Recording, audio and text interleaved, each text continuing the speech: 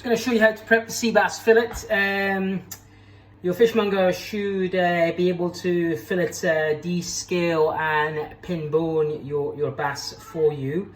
If you get the bones, you know, make a fish stock with the bones as well. So I'm just going to show you how to prep a sea bass fillet the way we'd serve it in the restaurant. So I'm going to take the sea bass fillet, I'm going to turn it over. Always make sure you've got a sharp knife. Now, I'm just going to trim it up slightly. I just want to get a better shape on that. I'm not going to take off too much of it. So I'm just going to start with the belly end here.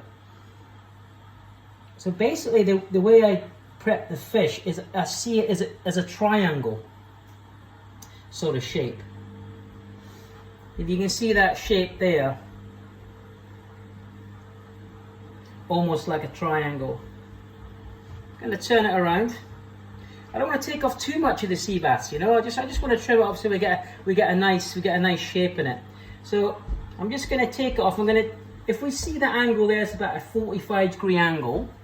I'm just going to trim it up to about another 45-degree angle just at the end there, like so. So you can see the wastage that I've taken off there. It's not too much wastage. That's going to be used for a fish stock. And here we have a really nice, strikingly beautiful shaped sea bass. So with the sea bass, I'm just going to put some scores in it. Now, this is why we have to use a really sharp knife. I want to score this, perhaps every score possibly about ½ centimetre. So I'm going to start from the head end and then work my way down to the tail end. So in order to get a nice score, I'm just going to pinch the skin slightly, like so. When I pinch the skin, it sort of like tenses up the skin, so I get a nice score. I'll show you.